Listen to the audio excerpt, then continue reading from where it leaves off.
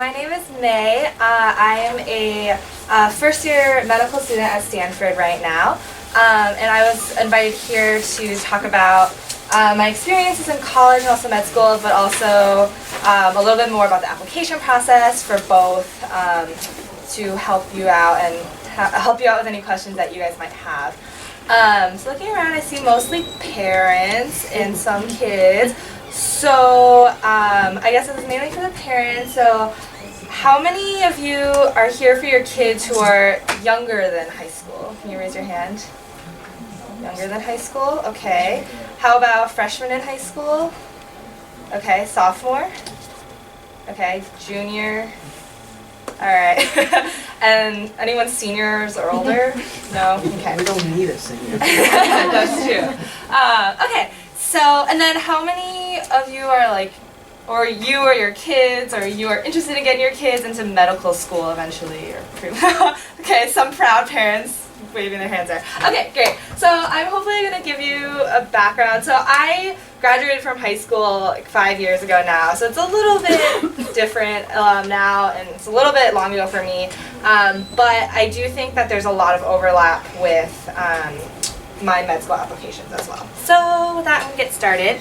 So the plan for today is I'm going to start off by just talking about some of my experiences, how to build a college application, and then I know that I think a lot of you are interested in especially hearing about the college essays and interviews, and then I just have some like general tips and words of advice, and I'll hopefully leave a lot of room for questioning. I see a lot of you taking pictures, which is fine. There are a few like family pictures I would rather not have copies of on other people's phones, so if you can refrain from taking pictures for that, that would be great. But other than that, it's totally fine.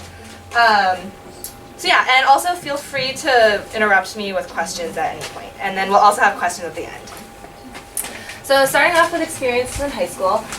So I actually did not grow up here. I grew up in a suburb of Chicago called Libertyville.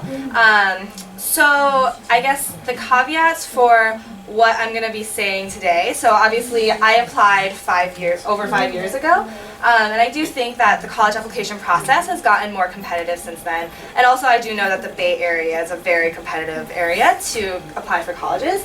That being said, I think my general experience can be kind of expanded to include students in this area. And yeah.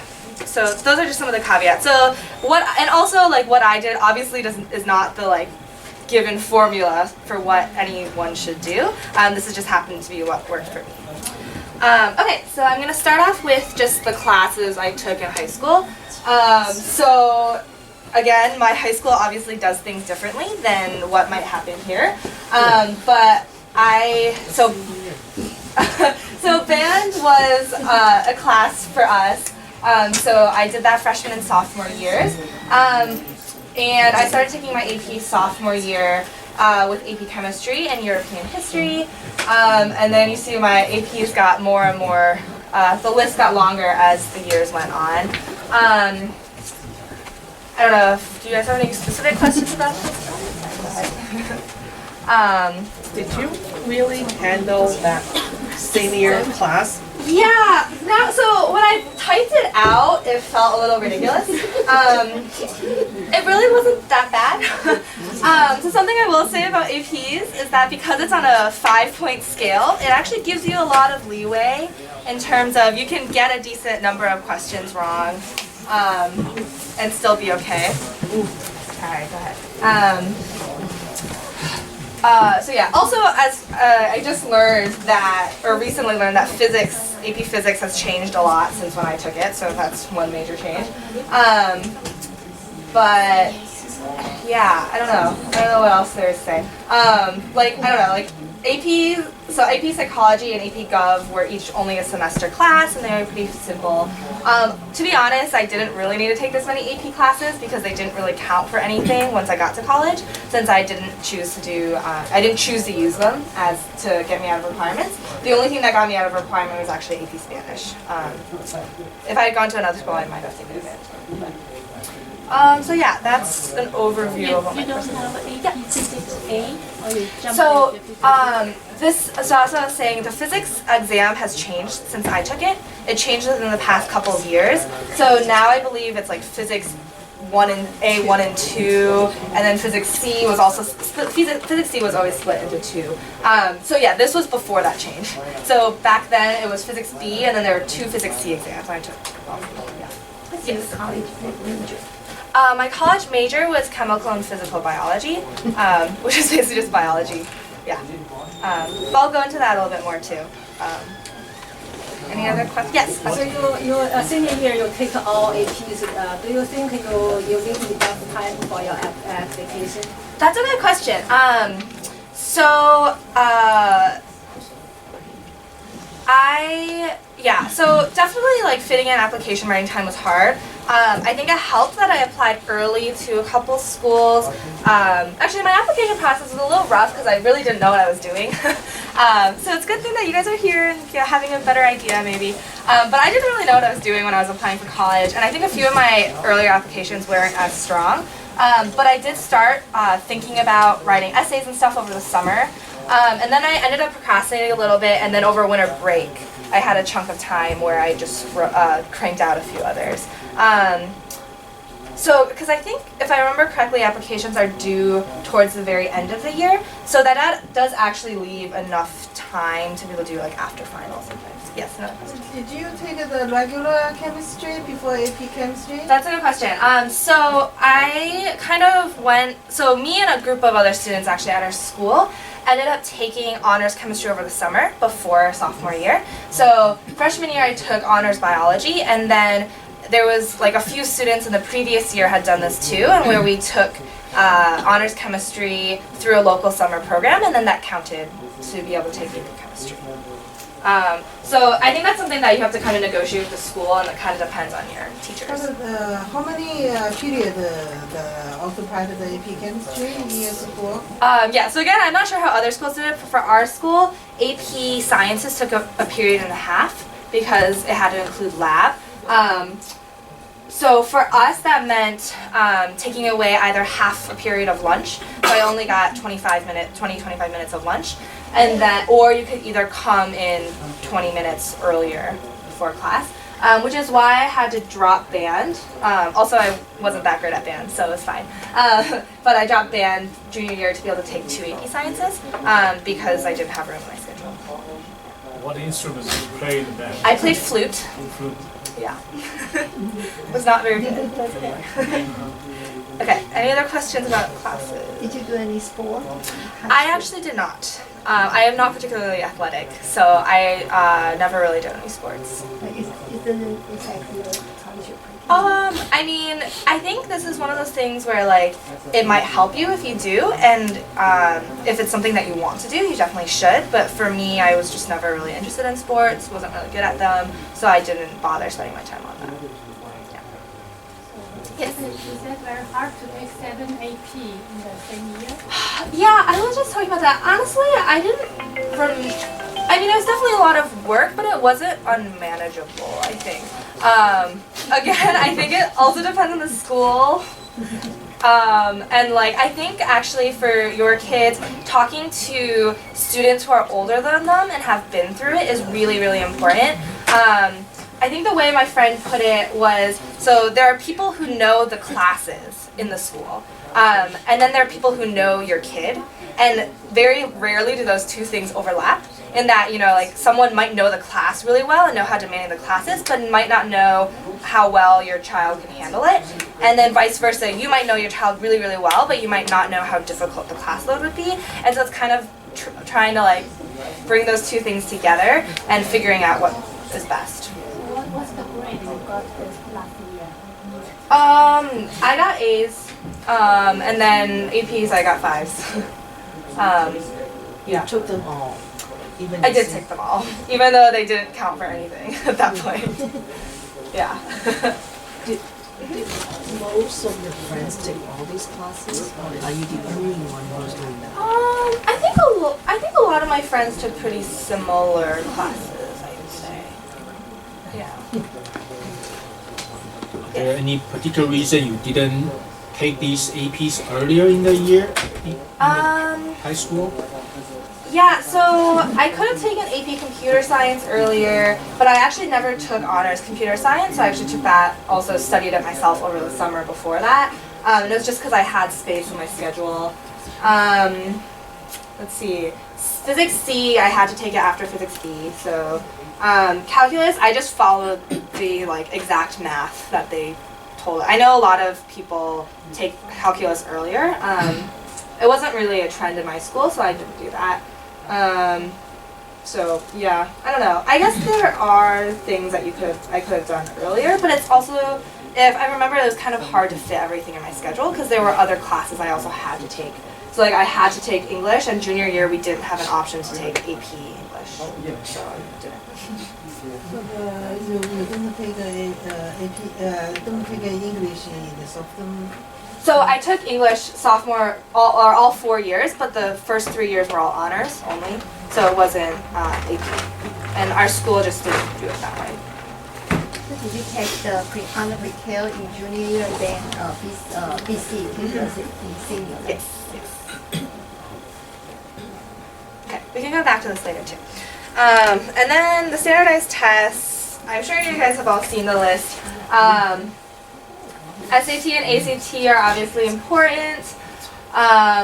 So I also took a number of SAT 2s. So SAT 2s are good to look into because if I remember correctly, certain schools require that you have certain SAT 2s. I think some require one science or math and one non-science or math sometimes, which is why I had the U.S. history thrown in there too. It sometimes helps to try and take the SAT 2s after you've taken the class, just taken the class. But that's personal preference. I don't know. Or yeah, I more or less did that. I think chemistry I took a little bit after, half a year after, but biology and physics and U.S. history I think I took right after I was done. And then obviously AP exams, I took the AP exams for the classes that I had. Also the PSAT is important. So the PSAT can kind of nominate you, I guess, for the National Merit Scholarship. So I actually didn't do terribly well on the PSAT. I did a lot better on the SAT, which I think helped, and so I got the National Merit Scholarship or whatever, which was not that much money, but it was something to be able to write on your application. Is it important?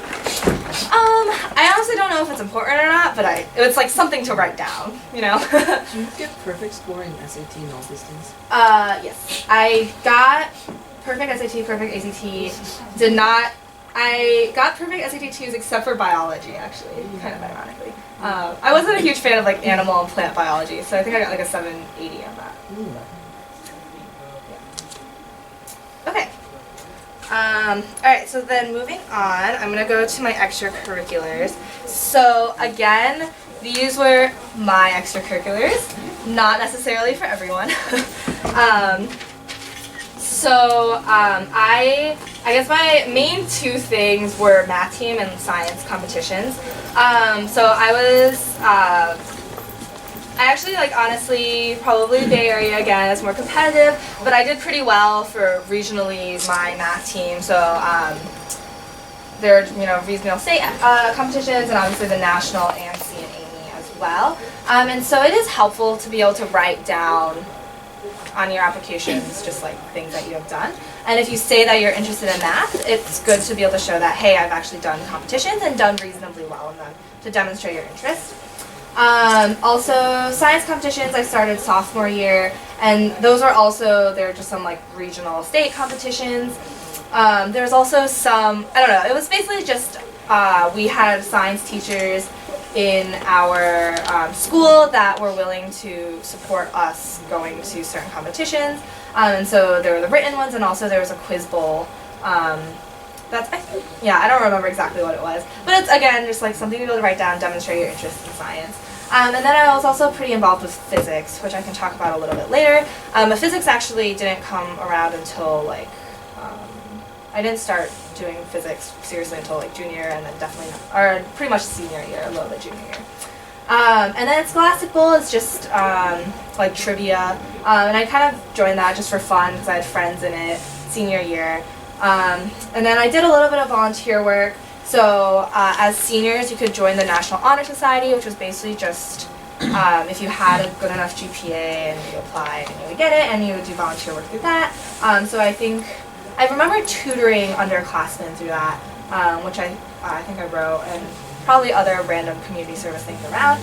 And then I also volunteered in a nursing home at a local hospital for a couple months, and that was just I just contacted them and they told me to like help them with activities for the seniors. And then I also played band and piano. I was never really good at them, so they're just on my application, but never really did that well in them. I think it was just something to show that I did some things outside of class as well.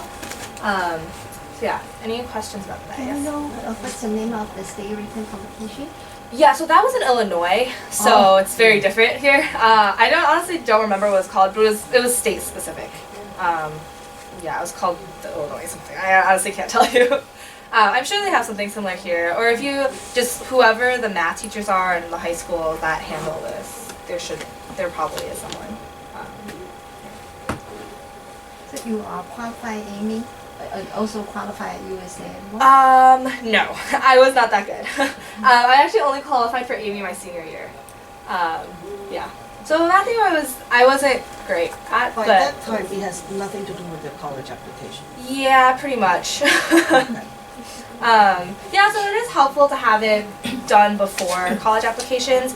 That being said, if you are waitlisted to a school, you can still, after your waitlist, you can tell them, oh, I'd like to update you that I've done this. Yeah. Okay. And then moving on to summer activities. So I think with summer activities, I think it's important to, I guess, be busy. Do something productive. It doesn't have to be like all summer. It doesn't have to mean that you can't have a relaxing summer break, but it is helpful to be able to use the summer as extra time to kind of get ahead. So my first summer I took honors chemistry so that I could take AP chemistry. I feel like I probably did something other than that my first summer, but genuinely can't remember. So that's the main thing I did. My younger sister was born my sophomore year of high school. So during the summer too, I actually helped to babysit her a little bit, which I wrote about on my application a lot actually.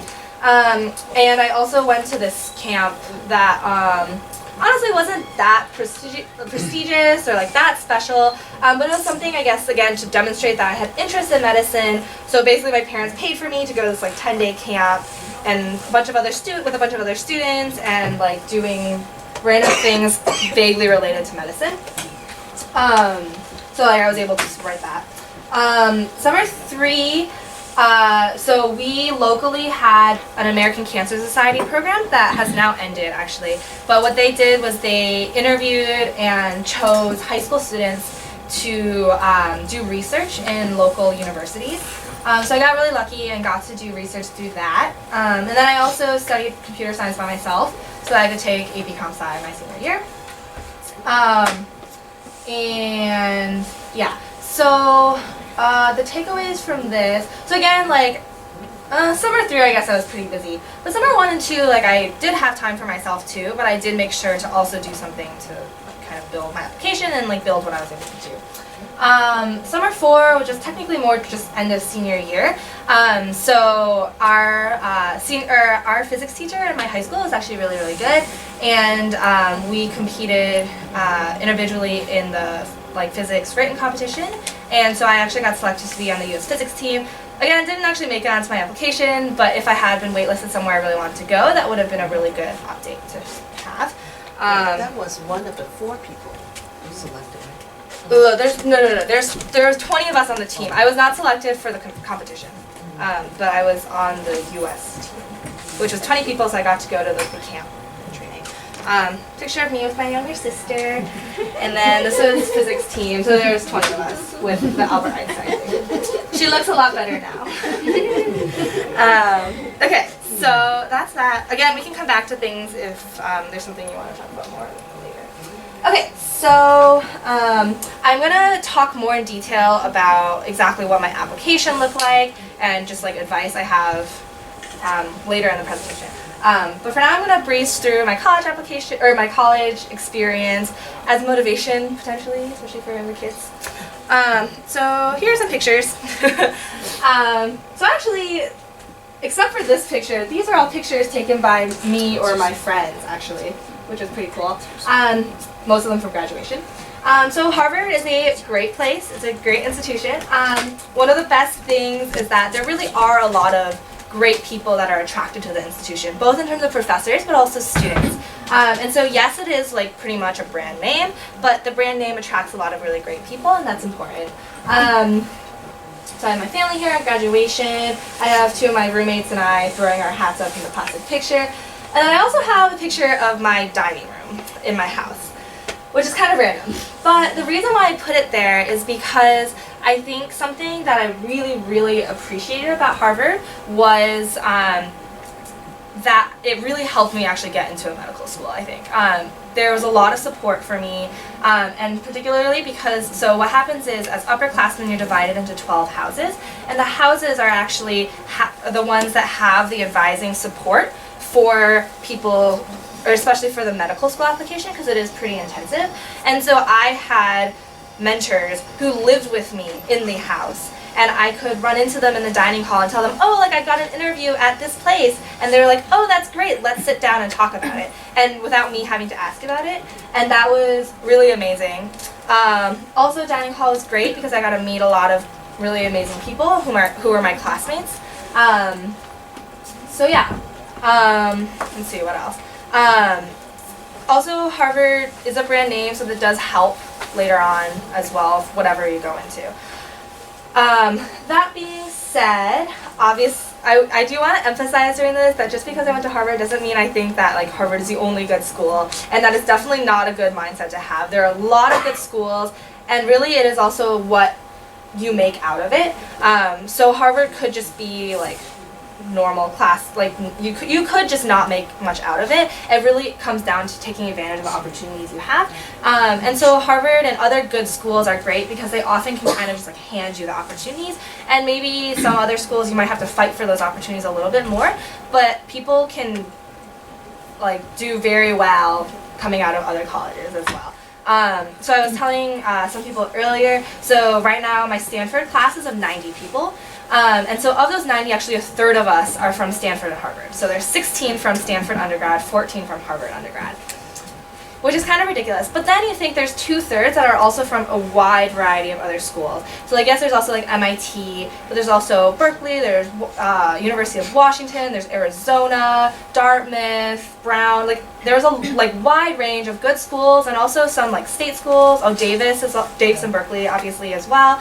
And so a lot of people had different paths of getting where I am right now. So through Harvard is not the only way to be successful. That's what I'm saying.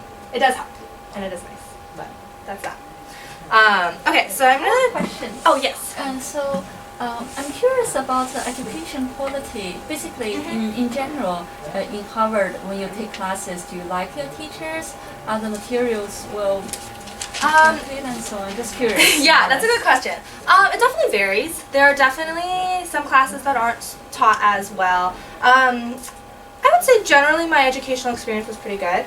Again, it's also what you make out of it, because there are some people who choose to focus more on extracurricular activities than they do on classes, and that's also totally accepted.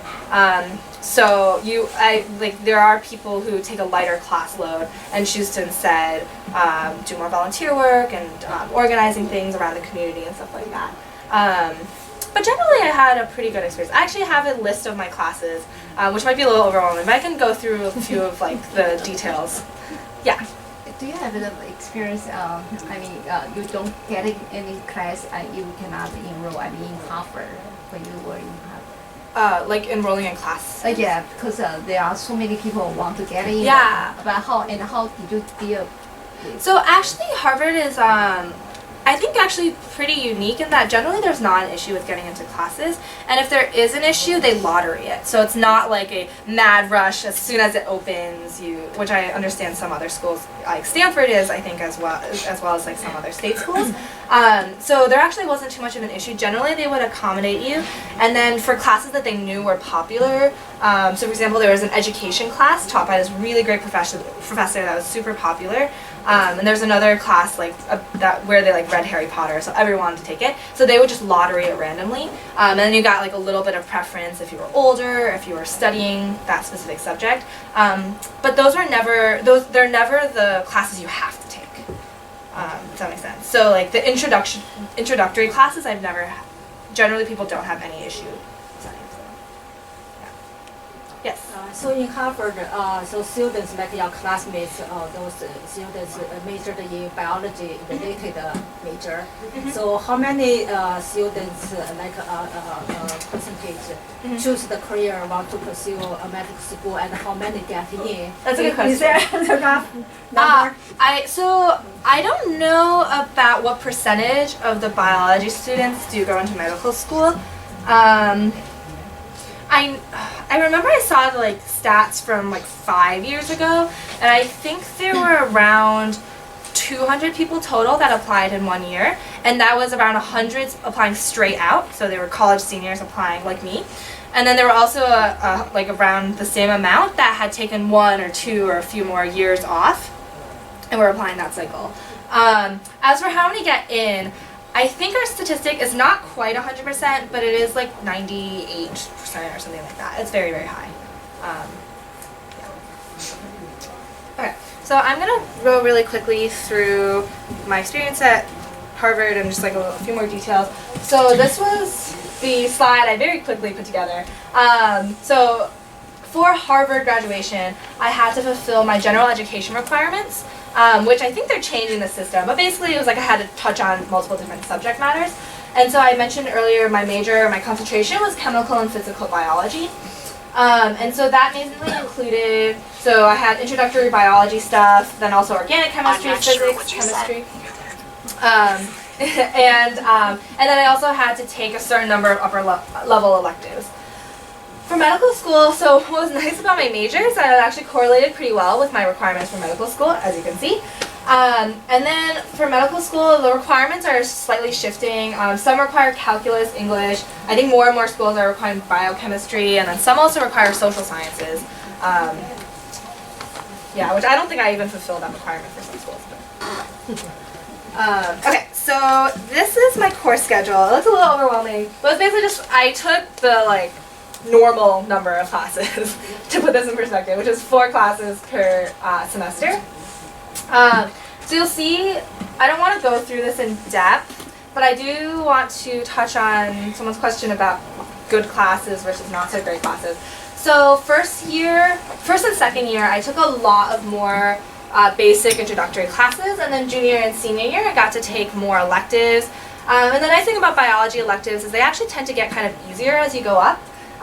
So the higher up the class was, the more it was just like reading papers and discussing them in section, which was really nice for my workload. I also got more into research as the years went on, and I'll talk more about that in a little bit. So I guess like an example of a few really bad classes I took. So when I took Intro to Bio, which was focusing on genetics, it was actually really poorly taught. They were rotating professors every year, and actually I think the year after I took it, it started to get a lot better. For perspective, we have a course rating system that tells you how hard the class is, what people thought of the class, how much they liked it. It's graded on a scale up to 5. I think the scale for that class the year before I took it was like a 1.8. My year, it was like a 2.8. And then I think the year after me, it jumped up to like a 4, which is pretty good. Another class I took that was not well taught was linear algebra. It was poorly taught because it was mainly taught by graduate students, and the graduate student I happened to be assigned was not a great teacher. So that I ended up just learning by myself a lot. Yeah, so those were like not great classes. Also, just sometimes newer classes were not organized well. But then I also took some really incredible classes. I really loved my physics, especially the electricity and magnetism class. It was really well taught by a professor who just is like an amazing teacher, wrote an amazing textbook. It was a really great class. I liked a lot, especially my senior year, I liked a lot of the upper level electives I took, so I ended up taking a lot about drug development, pharmaceutical companies, and so what was really nice, so this class I took about pharma, so we had a professor who was very, very involved in biotech startups. He was very wealthy from biotech startups. And so what was great was that he was able to bring in a lot of like heads of pharmaceuticals to talk to us. And I can't even remember which pharmaceuticals, but obviously like there are a lot of biotech firms in the Boston area, so we were able to draw a lot from that. And I am personally not interested in going into pharmaceuticals, but some of my classmates were, and they were able to make connections with these pretty high up people in these companies, and that was really great for them. And then for me, it was just an interesting learning experience hearing about how they developed certain drugs and how they were discovered, etc. Yeah. Can I ask you? You took the OGO. Yes. I mean, in freshman, second semester. Yes. Is that a skill? And also, is that most kids they take OGO in sophomore, right? Yeah. Is that a technical you separate to? Oh yeah, you're saying some people take it in the summer? Yeah. Yeah, there are people take it in the summer. And also, is that very easy or? Summer orgo is still pretty challenging. Yeah, I honestly, that was my first year classes were not chosen very intentionally because I did not know what I was doing, and I had a lot of friends who were taking organic chemistry, so I'm like, oh, okay, I'll take it with you. So actually, it was interesting because there are actually 2 organic chemistry sequences offered at Harvard. So there's one that's more geared towards chemistry and one that's more geared toward bio, which more pre-meds take. And I actually ended up taking the one that's more chemistry focused, which I actually really appreciate because it was a lot more problem solving. It was definitely difficult. I always got A's or A minuses, and I got A minuses both semesters of orgo, and I just kind of accepted that, and it's fine, and everything was fine, and it was definitely challenging. Yeah, I would definitely say that. So the 2 semesters I took orgo, I think I definitely scaled back my extracurriculars a little bit more and had to focus more on classes, but it wasn't too bad. Is the grade system based on the curve or? Yeah, I wouldn't. So the nice thing about Harvard, I guess, is there is a decent amount of grade inflation, which basically means it's like generally pretty easy to get A's, or like generally the average comes out to like maybe a B plus. So it is like a little bit easier to get A's sometimes. So when you say curve, it's more like the average of the exam was like a 60%. So you just give everyone a few extra points to push them up. It wasn't really a strict curve. So it's not like they followed a bell curve and a certain number of people had to fail. They generally would just push everyone's scores up. Yes. So what is orgo? Is organic chemistry. Organic chemistry. Yes. And what is expos? Oh, expos. So that's a requirement we had to fulfill. We had to take a writing class. It's a writing class. Yes. So that was. So we had like there are a few requirements for so there are a few requirements. So there's general education requirements. You have to take that specific writing class, and there are a few different versions of it. And I also had to take a language, but I didn't have to take a language because I passed out of it with AP. Okay. All right. So then going on to my main extracurriculars. So this is obviously more specific to my college, and not necessarily applicable to all of your high school or college applications. But I did a lot of teaching through Peer Health Exchange. So Peer Health Exchange basically teaches health classes to high schools in the area, and that was one of my biggest priorities and biggest commitments in college. I also did a lot of research. Picture of me with my poster.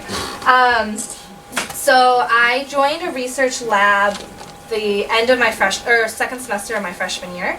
And so that was, I just Googled it, found labs I might be interested in, and joined a lab that was actually at Harvard Medical School, and I actually stuck with that through my thesis for senior year.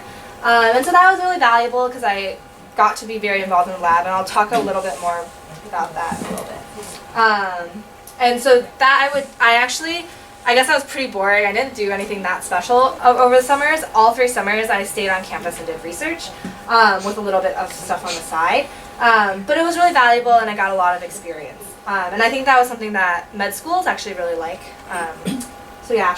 And then I did a little bit of clinical volunteering as well, which is also something that med schools like. And then I also did some other health education, various things. And then I also had some miscellaneous activities, so these are some things I only did for a little bit. And then I also did some fun things, and doing fun things actually really helped me in the application process because I had something to talk about. A, it made my college experience a lot more enjoyable, but B, there was one interview where this guy would not stop asking me about my experiences in intramural crew, which I was like, I have literally done this for a few weeks, and you keep wanting to ask me about what it's like to be on the Charles River in March. And so, but it was just something that I think showed, the dance wasn't really on there, but crew was, and I think it was something to show that I did stuff for fun too. Which is true anyway, but it was nice to have something to write. Okay, so summer activities. So, like I said, research. So not super interesting. Yeah. I have a quick question. Yes. Did you know you want to go to medical school at that time, and did you plan it? That's a good question. So I actually did go into college thinking that I was going to do medical school. So let me think. So I did go in. So I would say, I'm saying this, all in hindsight, but I do think that I never really did anything specifically for the purpose of getting into medical school. I guess the looking for something clinical was a little bit more deliberate in that I needed to get a shadowing experience in, and I didn't want to do that myself as much. But for the most part, I mainly just I really loved teaching, and so that was something that I really wanted to do, and then I just found something that was vaguely health related and also some things that weren't health related. And I really enjoyed that, and that was a big part of my application. Research was also something that I went in knowing that I wanted to do because I was interested in science, and so again, it helped in the application process, but I wasn't doing it solely to be able to write out my application. Yeah. Did you do the 3 summer in the same topic for the research? It was all in the same lab, but I did switch around projects a little bit. So I actually, my lab choice was pros and cons. It was a very, very small lab, which in some ways meant at some point the postdoc I was working with left, and so I was kind of on my own, which was very, very scary. And so because of that, I think I was probably less productive than I might have been had I had a more direct mentor. But that being said, because it was a small lab, I actually got to do a lot. And I actually got, I am an author on 2 papers. One I'm 6th or 7th author, and then another I'm 3rd or something. But that I really appreciated, and it helps a lot. Yeah, and then the other thing I guess added a little bit of diversity to my summers. So my first summer I also did a little bit of teaching on the side. Second summer I got to, there were a lot, so one of the great things about Harvard as well and a lot of other good schools is they offer a lot of different programs to pay you to do work over the summer. And so one of the funny things I did, it was run through this professor who's really cool and does a lot of cell biology animations. That look amazing, and so he funded this program where us as undergraduates got to animate something, design an animation I should say, about a topic. So me and another girl got paired up and we did something on DNA sequencing. So we basically made a PowerPoint to lay out what we wanted to do, and then an animator made it for us and we just voiced over. And that was really cool. And then I presented a few posters here and there. And then during the 3rd summer I was also taken up by preparing my medical school application, because that's actually a very expensive process. Can we know what's your degree in medical school? MD? Yes, MD. Okay. I will have an MD when I graduate. Okay. Yeah. Not also. I'm not doing MD PhD. Okay. No. Too long. Not for me. Anyway, so that's my summer activities. Here's a pretty picture of Boston that my friend took on my iPhone 6. any questions about college before I talk a little bit about medical school? Okay. All right, so again, I'm going to go back and talk a little bit more about applications in a little bit. So I am currently at Stanford Medical School. Have only been here for like 9 months now or something. Here is my beautiful medical school class. So we're 90 people. So far in medical school, honestly, the classes are reasonably demanding, so I've been mainly doing that, and then also preparing to I'm actually going to be switching from just basic science research to, I'm doing clinical research this summer, just to get experience in it and do something new. A lot of my classmates are really awesome. Something that I really love about the culture here is that I think a lot of people do something very seriously outside of class.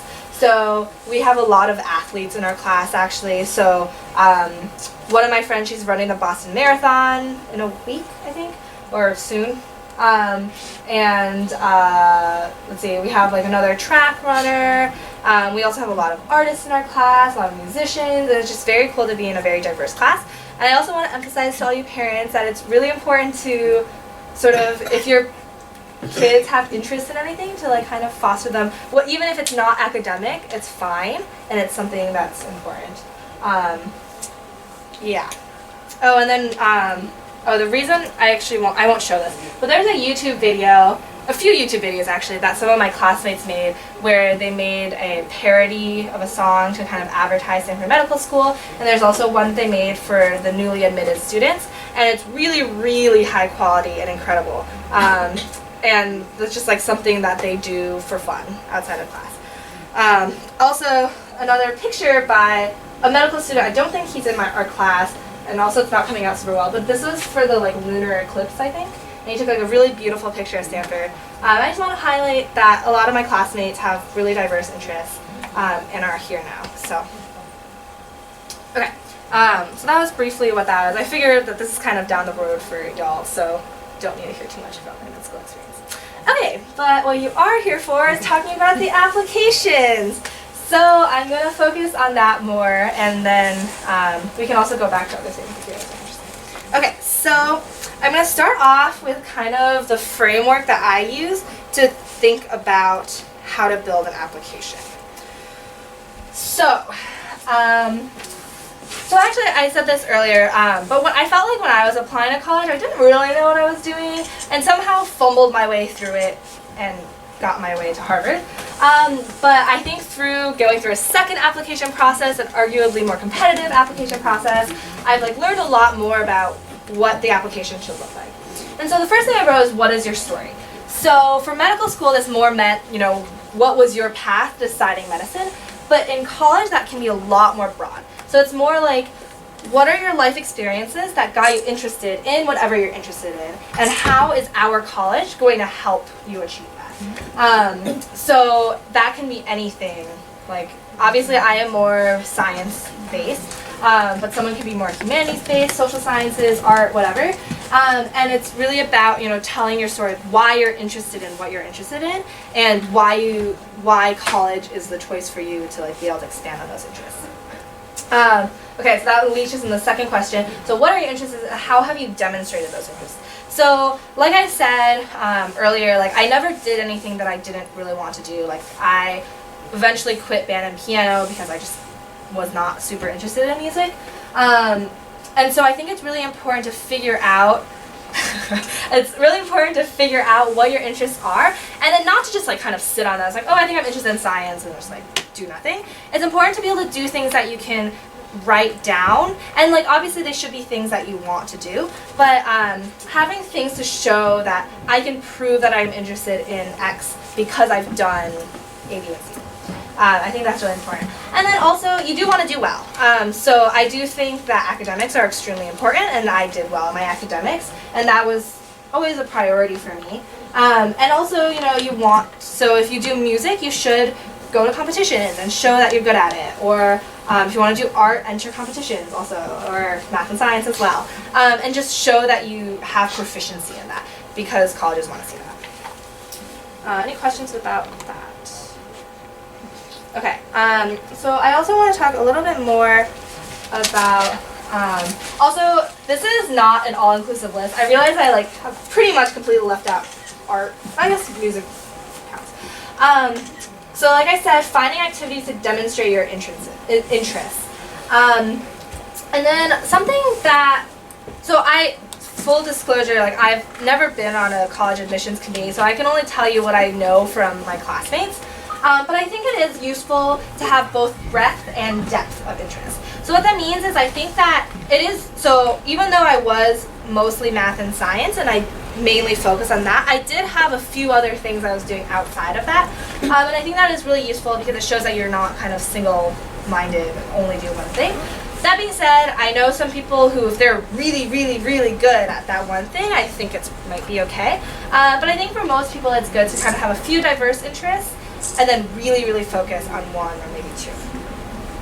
So examples I have for things that are useful to write on an application. So leadership. Leadership is important because most top colleges want their students to be leaders in whatever they do.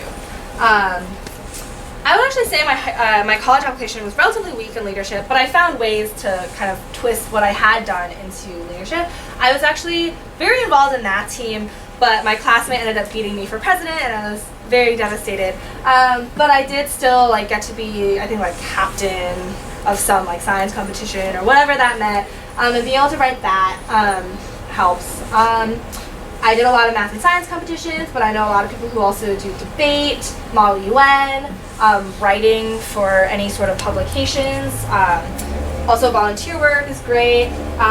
Some people will like organize events or organize fundraisers, and that's also a big plus. Music competitions, performances. I was, and then like also that goes for art as well. And sports are also something that is important. And I think the reason I put these down is also I think like doing well in academics is important, but I think schools also like seeing that you're not just in your room studying all the time. They want to see that you know how to manage your time and that you can do multiple things while also doing well in your classes. And I think that is something that translates well to the skills of college. Were most of your classmates involved in ASB? In ASB? Associate, student class presidents? Oh. ASB. I think some people were. Oh, I actually didn't think about it. I was never interested in student government at all. I'm sure there were some people. Yeah, sorry, I can't give you an exact answer on that. Again, I think it's very much like what your interests are. Any other questions about that? Also, this is by no means an all-inclusive list. This is literally just like on the top of my head, based on like what I had and what friends had on their lists. I just wrote that down. Okay, and then also something that I actually didn't really know much about, but have gained more experience through my years, is letters of recommendation are actually really, really important. Because other than the interview, this is like a really good time for them to get to know you outside of just your application.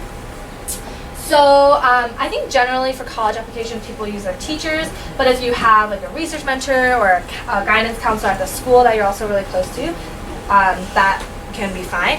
And I think I obviously do not get to look at my letters of recommendation, but from where I got accepted and where I didn't, and just like based on how I feel about the teachers, I think it really helps to know the teacher outside of the class context as well.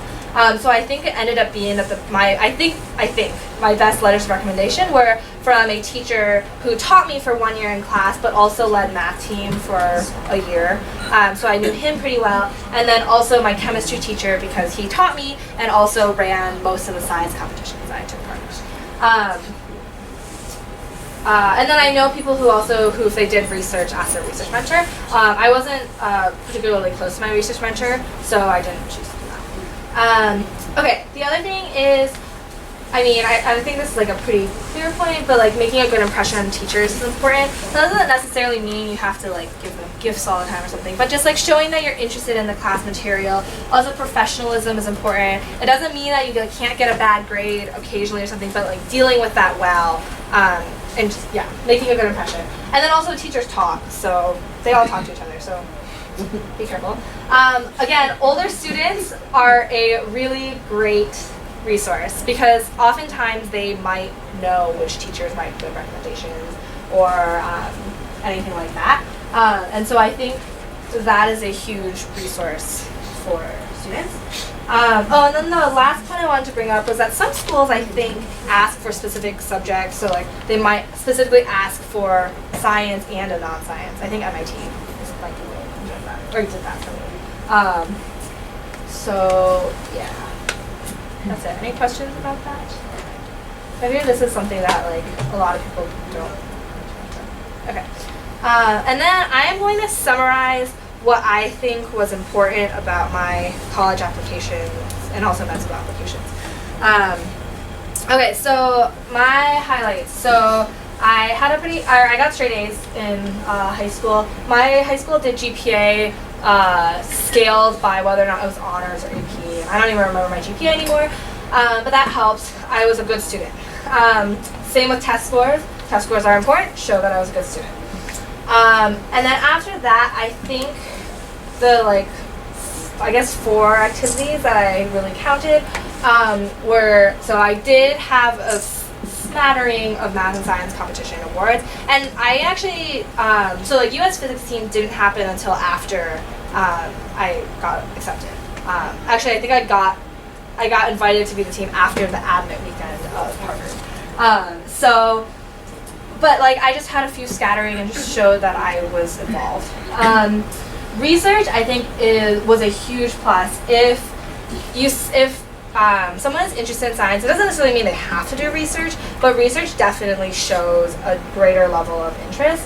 I know it can be sometimes hard as high school students to find opportunities, but using connections or just cold emailing sometimes works too. One of my friends got to work.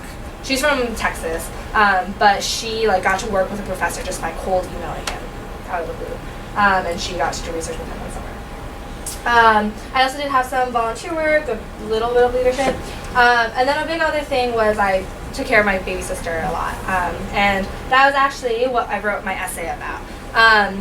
And I'll go a little bit more into what I personally think essays should show. But my essays ended up being, I think my 2 main ones, so my main one was about my sister and me kind of thinking through my relationship with her because she's 14 years younger than me. And then also I think I wrote one, I was very, very shy as a kid, and I think I wrote about kind of coming out of that and how I did that. And then interviews are important, and I'm going to talk a little bit about that in a little bit. Okay, any specific questions about it? Okay. Then I'm also going to briefly go through my medical school application. So it starts off pretty similarly. High GPA helped. Good MCAT score helped. I did a lot of research, and I think I had a lot to show for or a decent amount to show for my research. And then my other main thing was I did a lot of teaching and really enjoyed that. And then kind of a requirement for a med school application was doing clinical work, and I found a clinical project working with obese children or families of obese children that I really enjoyed, and so I got to write about that. Other random things.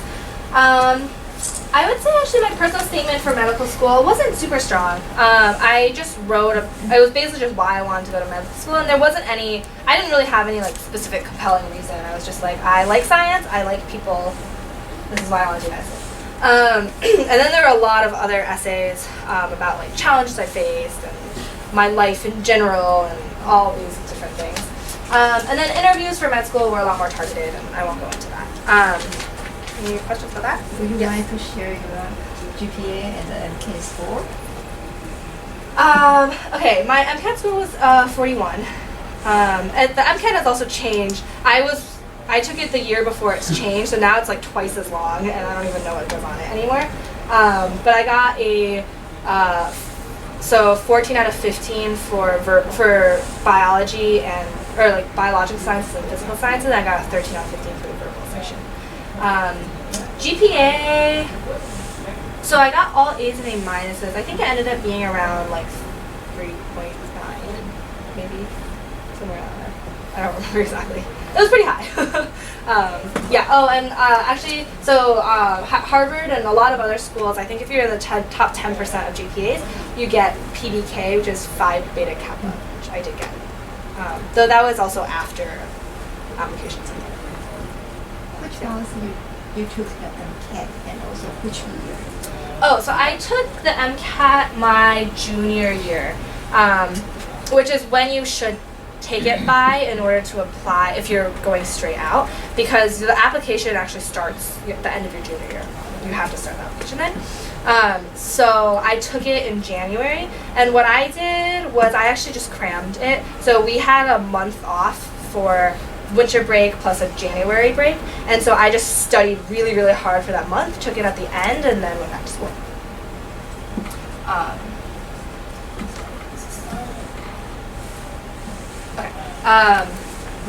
Anyway, so yeah, so that was how I did the MCAT. Did you prepare your MCAT before junior? I mean, Honestly, I had books during the summer before junior year, but didn't really look at them. Yeah. I mainly just like studied really hard for that brief period of time. And then I know people who like studied all summer or took classes. I decided not to take a class just because this goes for SAT classes too. I think like sometimes classes can go, it's like more useful to either just go by yourself or like have a tutor or something like that, just because classes can sometimes go at a different pace if you want to. I think especially for the MCAT. But yeah. do you have to recommend any material from MCAT? I'm sorry, what? Any material? Yeah, I used a few different review books. I think I had either like Kaplan or Princeton, and then also exam factors. And then the other main thing was they published the practice exams. So those were a huge resource when taking all of those. Yeah. Any other questions? Question about MCAT. What is considered a good one? So the way I've heard it is also again, the MCAT has changed since I took it, but the way that I heard it put by my advisors is that a 35 and above is very good, and then you can kind of gauge from there. If you look at the averages, I think Stanford's is like a 36, 37 or something is the average. Yeah. Again, it's actually changed quite a bit. It's like 3 hours longer now. And they added biochemistry and sociology and psychology that were not on it when I took it. So the scoring might have changed a little bit too, I'm not sure. And also a question for the clinical volunteer work. Mm-hmm. If you have the opportunity of working for a school professor Mm-hmm. versus working for a research institute, which one is it? I honestly don't know if there's any difference, especially for high school. I feel like any research is impressive. College and I'm sorry? college students. For college students? So what do you mean by research institute? Like if you have, let's say, a chance working for a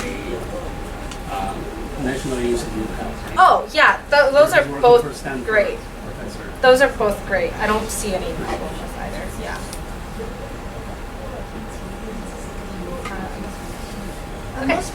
Most people they work volunteer for the hospital. Can you share experience about the clinical volunteer work? Yeah. There are a lot of different ways to get that. Basically, so for the med school application specifically, they want, if you say that you want to be a doctor, they want to see that you know what being a doctor is like. And so they typically want you to shadow a doctor, which basically just means emailing a doctor asking you to be able to follow them around for a day or for a longer period of time. And that basically just lets you see what they do on a daily basis. I didn't particularly like shadowing that much because it felt very boring to me, I guess, just following someone around. So I did some more volunteer work. So I specifically worked in the pediatric primary care center. And so I did a little bit of shadowing of the physicians there. So it was just doing normal checkups for kids. And then I also worked with a program, or we were trying to create a program to help families of obese children. And then also there was already like Saturday morning exercise basically thing for these families. So the adults would have a session where they learned like something about cooking or just like had a support group, and then we would take the kids and like do active activities and just have fun and have them get a little physical activity in. Let me think. Some other people like, so I know at Stanford we have these free clinics, which is just purely run by Stanford and medical students. So medical students go and like, it's just free healthcare essentially. We like take the patient's history, we do a physical, and we try and help them how best we can. And a lot of undergrads, I think, here actually volunteer for that. So that's clinical volunteer work. Yeah, people just do a lot. And Boston was really great for this actually because we have so many hospitals nearby, and they're all affiliated with Harvard pretty much. And so you just kind of had to find a program that suited you. Yeah. Yes, question. Did you take the MCAT after college? Yes. Absolutely. So if you take it after college, though, that would require you to take a year or two off before you go into med school, right? So you do have to take the MCAT before you apply, and the application cycle starts, I think, in like June. It's a very long application process. It's almost like it's pretty much a year. Yeah, you can definitely take the MCAT after. But those are generally people who are taking at least a year off to do like research or work or something like that. Any other questions? Okay. All right, so then I'm going to move on to talk a little bit more about, oops. Okay. I'm going to talk a little bit more about essays and interviews specifically. Okay. So the essay.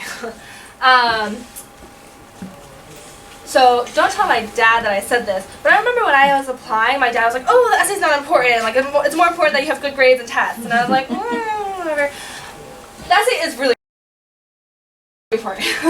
I think it's really important, at least. I think it helps to personalize your essay or personalize your application in a way that just like listing what you've done in school doesn't necessarily do. What I said earlier about being able to tell your story, like obviously demonstrating your interest is important, but being able to connect them into an essay is also really important, and kind of makes your application make more sense, basically. So this was kind of what I could think of that was important in the essay. So one thing I will say about the essay is it's not, so if you like take, I have like some random book, like 25 essays that got into Harvard or whatever, and I read through them, and that's really helpful to read through other people's essays to get a feel for what you might want to write about. One thing I'll say is like, do not worry about having like a really incredible life experience to write about. Like, you really don't need to have anything like remarkably special that no one else has ever experienced. I think it's more important to take something that's like reasonably important, reasonably special to you, and be able to write about it in a way that shows how it's impacted you and like how you've thought about it, and sort of how it represents you, rather than, you know, like, oh, I like got to help all these poor people in this third world country. Like, that doesn't really make sense, or like that doesn't really matter. It's more about like how that's impacted you, how that's going to impact your life, how that impacts your decisions, how it impacts how you think, etc. So yeah, I thought, so figuring out how you want to portray yourself in that essay, and then I think for the college essay, it's probably most important to just show that you are a thoughtful and mature person, because, you know, high school students are very young, and you want to see that they can like deal with life in a good way, I guess. And so I think that was important. And then the other thing I would say that I don't think I did quite enough of, especially when I was applying to the earlier schools I applied to for college, is get as much help as you can. So I do not mean like hire someone to help you, because I feel like that would never end well. But I do mean like get your friends, get any teachers that you like in school, potentially parents, but parents maybe English might be a little bit shakier, so that might be a little harder. But just like I think getting as much help as you can, getting people to look at it from a fresh perspective and seeing how you come off in the essay is really helpful, and just like helping with writing. So I knew that my writing was a little bit on the weaker side. Like I like writing normal essays, but I hate writing personal essays. And so I learned this lesson, especially when I wrote my med school applications. I sent it to all of my best friends. My cousin helped a ton. I think my parents also gave it a look too. And it was really just because I felt like it was really weak, and I just gave it to everyone I could to improve it as much as I could. And that can also be kind of difficult because it can be kind of personal. But just get over it and try, and if you're at all uncertain, I think it's really helpful to get more people to look at it. And yeah. That's what I want to say. Any questions about the essay? Is there any difference you want to say about college SQ versus med school SQ? Yeah. So the medical, I was just thinking about this. The medical school application is pretty similar. It's just a lot more targeted, right? So like everything is targeted towards why does this want me to do medicine? Why has this led me to medicine, etc. So the personal statement is very much why I want to do medicine. So I think like probably there are people who write about like, oh, like a sick family member really impacted me and stuff. I didn't really quite have that experience. So I just wrote about like, I think I wrote a little bit about my sister, but not really. And then I wrote about how I got interested in science. And then I wrote about when I started doing teaching volunteer work, and I realized kind of like the social implications of medicine and how, I'm trying to remember what I said. I don't know, it was basically just like, so like specifically dealing with obesity in children, I was talking about how it's not just like, oh, you know, like these people just aren't listening to us. It's that they have a lot of barriers to getting healthy food or being able to be physically active and like learning how to deal with that. And so that's how I wrote my essay, and I think I would say my essay was probably a lot less personal than some other essays, but it worked fine. And so yeah, so the medical school essay is much more just like why I want to do medicine. The college essay is much more like, this is how I am a good person to have at your college and why I'm an interesting person to have. Yeah. How many colleges have you applied? Colleges I applied to 10. My record is like not great. I got into Harvard, Princeton, Wash U, Northwestern, because I'm from the Midwest, so those are like very typical good schools to apply to. Oh, and then just the University of Illinois. Yeah, and then I got rejected for my other 5. Did you do the early action also? Yeah, I did early action, and my early action ones did not turn out well.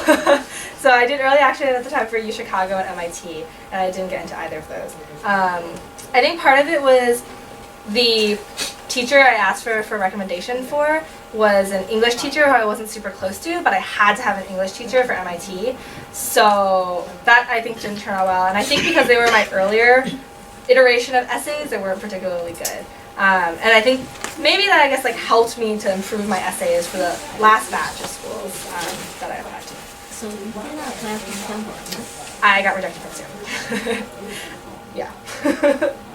Yeah, my college applications are not super, yeah. But it doesn't affect your medical school, right? Oh, no. That's totally Did they unrelated. ask you, did you ever apply for this college? No, they don't ask you about college. I think the only like application question they ask related is if you ever applied to their med school before, because some people do have to reapply. So no, yeah, they don't ask. The med school and the undergraduate institutions are completely separate. Yes, question. I can make it, so maybe you already talked about that. Oh, yeah. What kind of math and science competitions do you do? Oh yeah, so I didn't do anything terribly impressive on my application. It was basically just, so I went to school in Illinois, so it was just a lot of like regional state competitions. I did compete in AMC, but I didn't make it to AME until my senior year. At that point it didn't matter. Same with physics, I didn't make it to the team until senior year, and at that point it didn't really matter either. But yeah. So which major did you? Chemical and physical biology. Yeah, chemical and physical biology. Yeah. Yeah. Another question? Can you tell us how you did it to the US physics team? Yeah. So that was through my physics teacher. So it's American Association of Physics Teachers, AAPT, that runs it, and it basically consists of, there's a preliminary test called F equals MA, and then if you do well on that, there's a semifinals exam. So F equals MA is multiple choice, semifinals was short answer, and then out of the semifinalists, they pick the 20 people. How did you prepare for it? Is it really hard? Like, did you take a long, like, did you purpose? It was very challenging. I came out of the semifinal thinking I had completely failed and had no hope. It was pretty challenging. How did I prepare? So, I actually, because it was my senior year, I was preparing for my AP exam, so I actually didn't get to prepare that much. I had a really great physics teacher, so I had a really great background going into the preliminary exam. So for the preliminary exam, I didn't do much preparation. For the semifinal exam, I think I did a little bit more studying, but it ended up being a lot of just like figuring it out on the spot. But I think having a really good background and understanding the concepts. When you say F equals M and you pass, you just took the school class. You did not take anything. No. Yeah. My dad also is great at physics, so that helps. But yeah. You asked, so you did prepare with him, right? For F equals MA, I honestly don't remember taking it very seriously, I think, because it was just something that our teacher just had us everyone do in class, more or less. Yeah, the semifinal exam was a lot more challenging though. And yeah, I think my dad did kind of help me walk through some problems and kind of, because they are, the short answer questions were a lot more sort of math intensive and more, more difficult problems to solve. Yes. Yeah, because you mentioned your relationship with your father. Yeah. Yeah, because your majorly you studied by yourself or your father tutoring you like You're putting me in a very hard spot here. We won't tell him. No, we have a situation. Yeah, no, I think my dad did help. So here's what I'll say. My dad has often complimented how great my physics teacher was in high school. I think that my physics teacher in high school did a plenty good job preparing me for F equals MA, so the preliminary multiple choice exam. My year, there were actually, I think, 8 of us who made it to the semifinals from a small town in the suburbs of Chicago. So it was pretty impressive. He's a great teacher. For the semifinal exam, it is a lot more difficult. I don't think any high school teacher would ever cover that material. So yes, I would say my dad helped me with doing those problems. And after I got in, he also helped me look through some of the problems. I was still kind of in over my head when I got to the camp, hence I didn't make it to the team. But I mean, it was a good experience and I learned a lot. So yeah, I would say that, so I guess, I'm putting myself in a tricky situation here. I think I think my physics teacher was really, really incredible. I cannot emphasize how incredible he was. And so I literally still have printouts from his PowerPoint, and I think my dad has them to use to teach. It was a really incredible class for a high school that generally did not do super well in these things. So then I would say that I didn't really need help to do well in the preliminary exam. The semifinals exam though, I think it did help to have someone there to point out and my dad brags there's no physics problem he can't solve, and definitely tested him on that. So that's definitely helpful because there legitimately are problems that I literally do not at the camp. There was one problem that was on one of the exams. Again, it didn't really matter, but there's literally one problem I had no idea how to start it. I basically turned in a blank sheet of paper because I had no idea what to do. And so I think it's really helpful if that wasn't a test to have someone who could actually solve it and help. Yeah, sorry, there was a question up here too. So I just wonder, so for those tests, do you need to get through AP Physics C to solve those problems, or? Oh, that's a good question. I do think there was calculus involved. I think that if if the student has taken calculus already and feels comfortable with like learning how to apply it in physics by themselves, I think it's possibly doable. But if I remember correctly, I think there were some topics, like more advanced circuits, that I think were only covered in physics C at the time. If someone is like really, really motivated, again, like not physics isn't for everyone, but like if someone's really, really motivated, I'm sure they can study them on their own. But I think it could be kind of challenging. There's a question here. And then, yeah. Yeah. One more question back to the medical school application. Yeah. So can you maybe quantify or give me some examples of the clinical volunteer experience you had? Yeah, I summarized that briefly up here too. So I basically, I can give you a little bit more detail on what my experience was. So I was really interested in nutrition, and so I ended up finding a program at the Boston Children's Hospital where it was a primary care physician who was interested in starting this health coaching program to help families with obese or overweight children.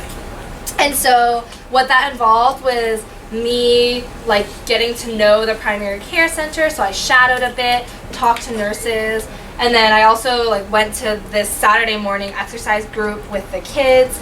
And then I did end up writing about my shadowing experiences a little bit.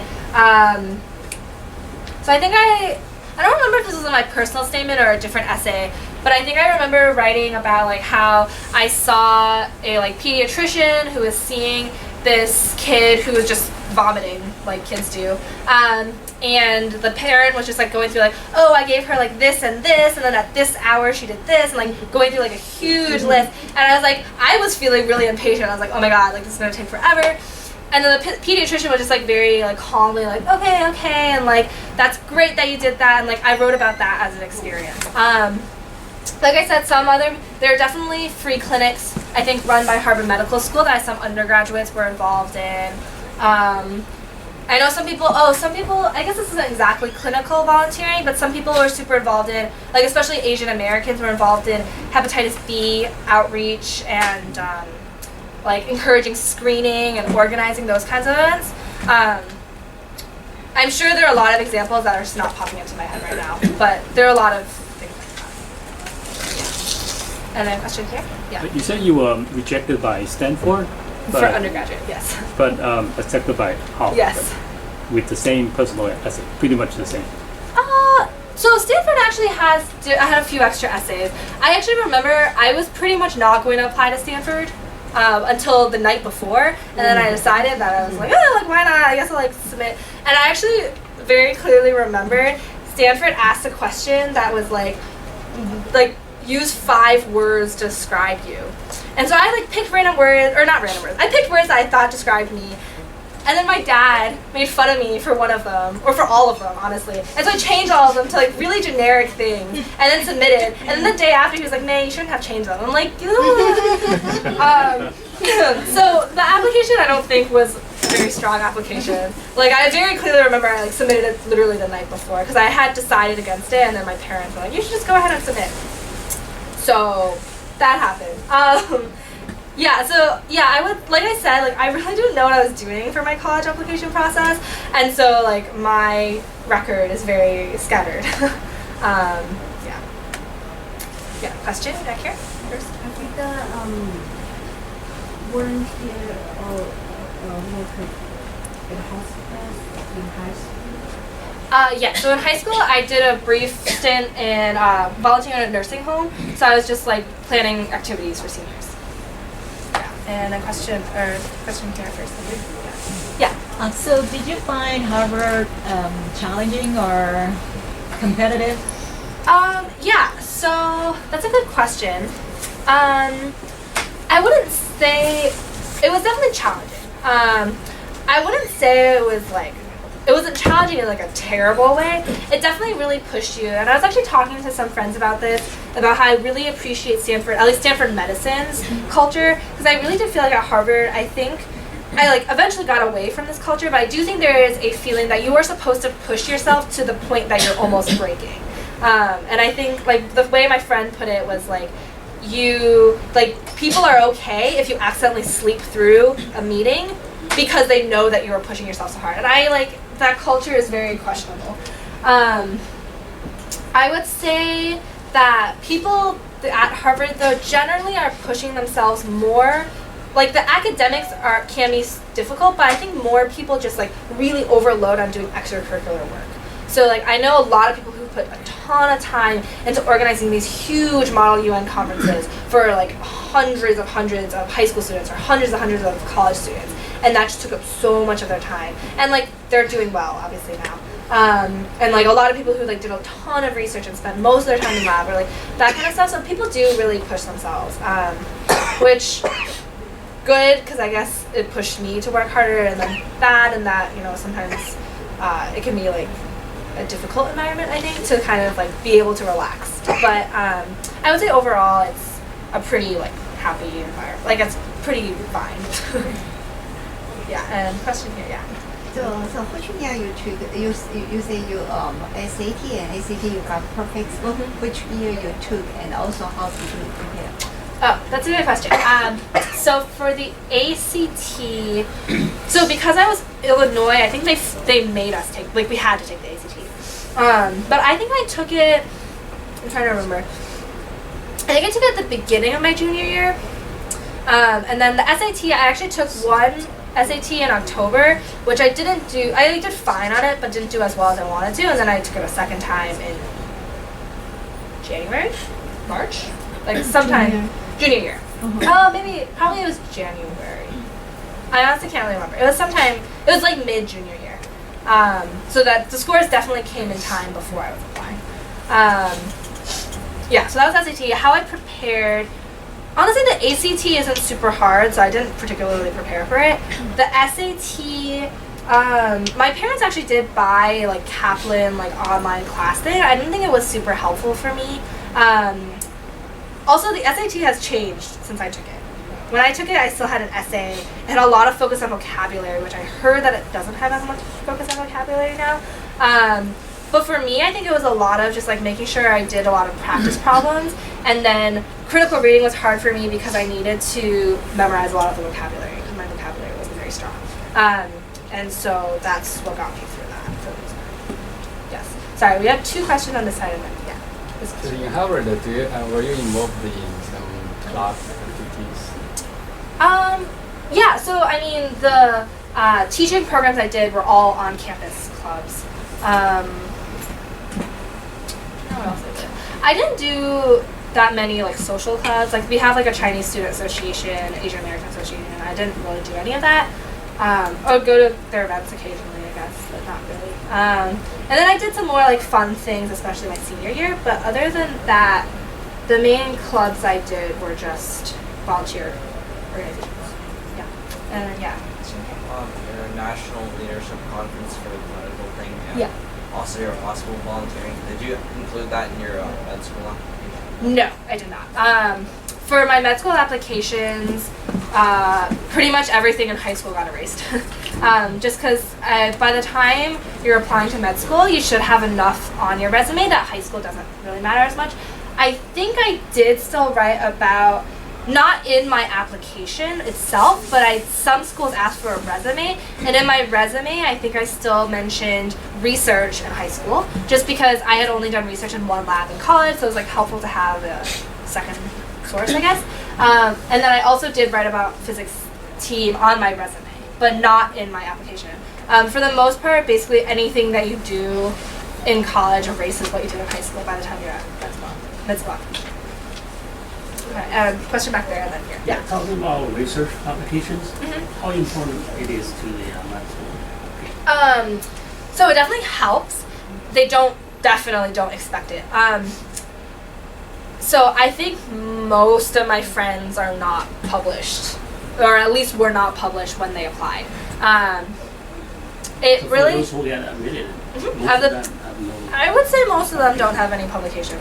There are a few, like, one guy took like 2 years off working in this amazing lab and is like second author on a science paper or something.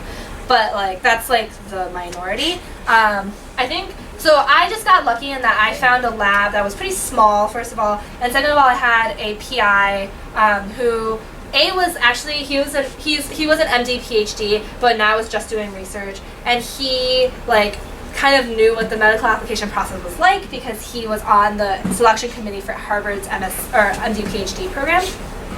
So he was really helpful, and like he was just very open to having students on his publications. So he that was great, and like I just got lucky. But like different labs have different policies, right? Some labs you like really have to contribute something meaningful to be on the project or be on the paper.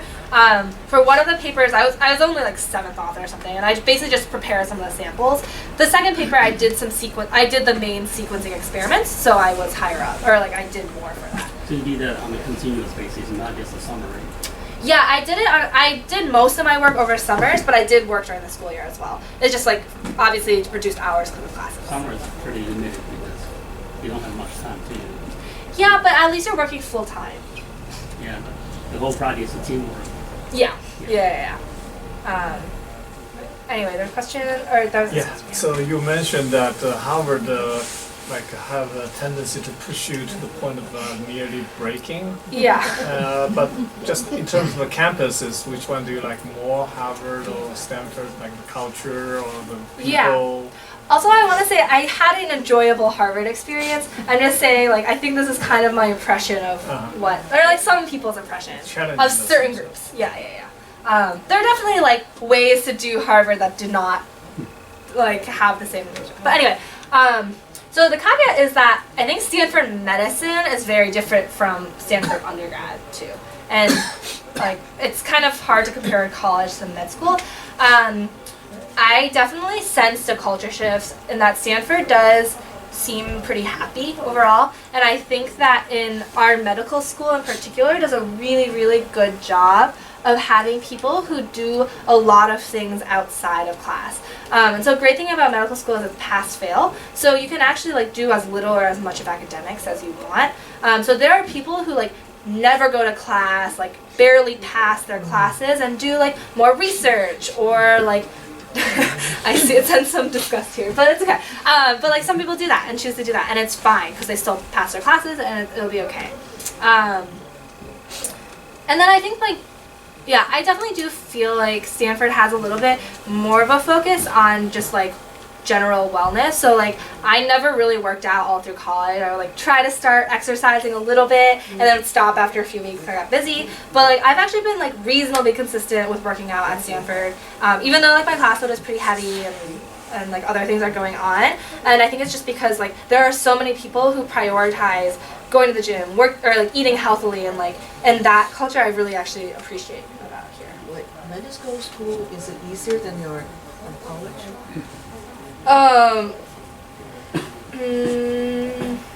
That's again hard to compare. I wouldn't say, I definitely don't feel as pressured to like push or I don't feel like quite as pressured as I did in college. But also I'm like just at the beginning, so I don't really know, because another application is waiting for me in a couple years, and so as I get closer I might start getting well, obviously you have time to come here tonight. Well, family thing too. Yeah. Sorry, there were a question in the back first, and then I'll move back up. Yeah. So, how many medical schools did you apply? Okay, medical schools I applied to 15, which is actually on the low end. I think most people apply to closer to 20. I can give you my record, but it's kind of hard. But gone to Stanford, Northwestern, Duke, Vanderbilt, was waitlisted at Harvard, and then waitlisted at a lot of other schools. But it's kind of hard to say because med schools really, really care about their matriculation rate because they're already so small. Like, I think the largest med school that I applied to was like 160 students. So if they don't think that you're gonna go there, they won't accept you. And I kind of, in my own like self-indulgent way, I think that's why I was waitlisted at a lot of schools. Like, I think if I had emailed them saying like, hey, this is my first choice, I want to come here, I think I might have gotten off. And then we have a question over here. Sorry, do you have a question first? The same. Oh, okay. And then, okay. So what about the risk profiles compared to the sorry, medical what school profiles? and the college? The The race difference? Oh, race. Yeah. Oh, that's an interesting question. So it's kind of hard because Harvard is pretty big. There's like 1,600 students per class. So I obviously only interacted with a subset of them. One of the things I noticed at Stanford Med, there are definitely more Asians, which I guess partially is a function of where we are. But yeah, it's kind of hard to tell. Also because there's only 90 of us, it's very easy for it to be skewed one way or another. So it's kind of hard to say. Yeah. In your class, how many kids from other Ivy? That's a good question. So there's 14 of us from Harvard. There's, I'm just gonna count MIT as well. MIT, I think there's 6 people. There's actually only 1 person from Yale this year, but that was because a lot of people from Yale chose to stay at Yale instead of coming here. So yeah. There's like at least 2 or 3 from Princeton. I think 2 from Brown. A couple from, at least 1 that I know of from Dartmouth, maybe more. What did I miss? I don't think we have Columbia. UPenn, there might be. Columbia? There's definitely 1 UPenn in the year above me, I think, that I know of. Not sure about Columbia that year. Yeah. Honestly, it's because it's 90 students, it really varies. Like, I think there's a few years above us that I think like Yale and Harvard were more even than it is. It's just like a lot of variation in who chooses to go where. Yeah. So how many admissions Stanford had last year? So I heard, I'm not sure the statistic, but I heard that Stanford generally has like a 50% matriculation rate, so it accepts about 180. I think. But this is totally just through friends of friends of friends, so I have no idea. Any other questions? Yes. What's the GPA generally requires to get into Stanford Medical School? There's no requirement. It's just like a generally good GPA is fine. I think the statistics of average GPA are up there. I don't know exactly what it is. Also, it depends on school. Like, I think they generally know that, like, so Princeton, for example, I don't know if they're changing this, but they have grade deflation, right? So they're graded a little bit more harshly. So I think schools know that, and they keep that.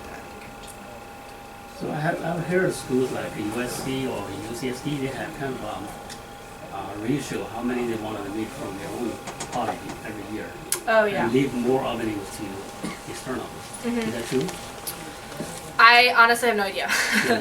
I think something that I have heard is that it's often easier to get into your own institution. So Harvard Med School always accepts a lot of Harvard students, and I think part of that is because like, I think it's just like if you say that you took organic chemistry 20, they know exactly what class that is, right? Because it's all within the same institution. If you get a note from this professor, they might know that professor personally, and so I think just having those extra connections does help.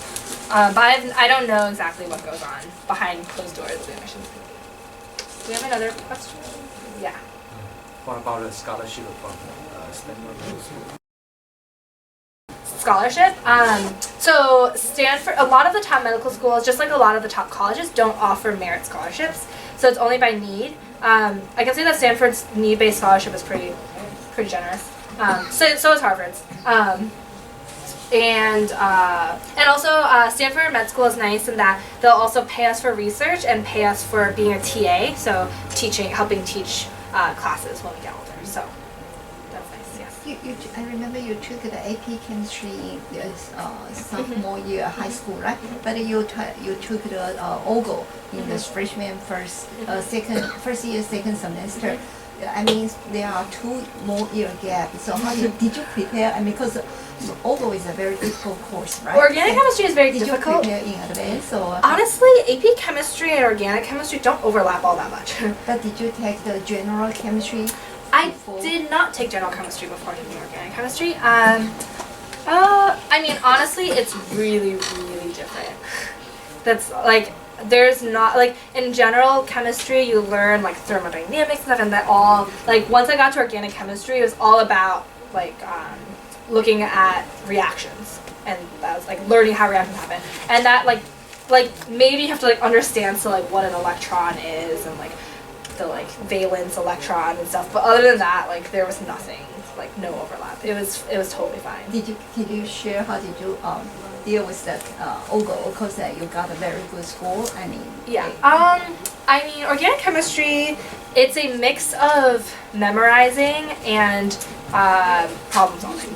So it's a mix of having to memorize the important reactions and how they happen, and then also like, or at least how it was taught for us, and also like being able to be given reagents and being able to problem solve and figure out how to get them to the final product. And it's just like, honestly, it was just like, it just takes time, I think, was my impression of how to do it. Okay, I do want to move on a little bit just so I can get through everything, and then we can have more time for questions at the very end. So I just had a few like interview tips. Professionalism is important. I think especially for high school students who have never really had an interview before. Like, dress well. I've never really needed a resume, but like helpful to have one just in case. Always remain professional. A lot of college interviews will actually not talk about like I had a college interview where we ended up talking about movies and books, or like a lot of college interviews who ended up talking about that, but still remain professional. Something I learned through med school applications is to try and represent yourself in your interview as best as you can. It goes the same for like essays as well. So that's what I have for that. Then I'm going to go a little bit more into preparation on the next slide. So the next slide, so these are just like some of the general things that I remember being important, or things that I got from medical school applications. So definitely know a lot about the school. No specific details. If you say that you are really interested in biomedical engineering, you should know what programs are in place for that, or at least like know that they're strong in research. Then these are two questions that pretty much every single medical school application asks me, so I decided to put them on here. Know a challenge you faced, how you overcame it, what you learned from it, etc. Know at least one strength, preferably maybe even like 3 strengths, and have examples for how you've shown those strengths. So if like one of my strengths was that like I'm very dedicated to something once I do it. So then I gave an example of like I joined an organization that was a mess when I joined it, and then I put a lot of time into to make it work. So that was my weaknesses. Also have at least 1, maybe even 3, and then show, and then again show how you've worked to overcome it, whatever that means. And then I also just said like generally like remember like before you go to an interview, remember any like important experiences you've had and how you can talk about them. Know how to talk about everything on your resume, and then also like have some just like general like fun things you've done recently, movies you've seen recently, books you've read recently, just like anything that you like that could potentially be a conversation topic, because people do ask about that, especially for college interviews. Like this question, 3 items you've saved from your house that were burned down. I was like, that's so stupid, but I actually got asked that in a college interview, and I was really annoyed. Okay, so, and then this is not that much information. Role of parents, because the description for this event specifically asked for it. So I will say that parents do have valuable advice. Like my parents always emphasized academics to me, and that was definitely very important. But also, I think older peers are a great resource. People who have been through the application process recently are like possibly the best resource, just because they kind of know, based on their experience, what works and what doesn't. And the other thing I wanted to say was relax. Like the attitude should never be like you have to get into Harvard or your life will be over. Like that should never be the attitude. It should just be like you obviously like it is helpful to get into a good school. But if you get into a good school, the opportunities you have are going to be great. But whatever school you get into, you still have to make it work for you. And like hard work does not stop once you get into a college, and getting into not your dream school does not prevent you from doing as well at that school as you could have done at the other school, if that makes sense. So like, it's important to try and do your best, but it is not a like life breaker or whatever, I don't know. It won't determine your life. This is my personal philosophy, only do things that you're actually interested in. One is that it makes it easier to talk about in your interviews, in your application, and also it makes it easier to do well in those things if you actually enjoy it. And then something that I think, something that I like to keep in mind is, like I mentioned this earlier, is you want to focus on specific things. So like, I also like pull from like medical application, like my 2 like depths were research and teaching. And those were like very important to me. But then I still did other things outside of that and did a smattering of them, but just not as much. And tips on the essay: start early, get feedback, make sure it reflects you. So when I said feedback, does not mean like let other people write it for you. It still is your essay. It's just important to get other people to see that. And oh yes, question.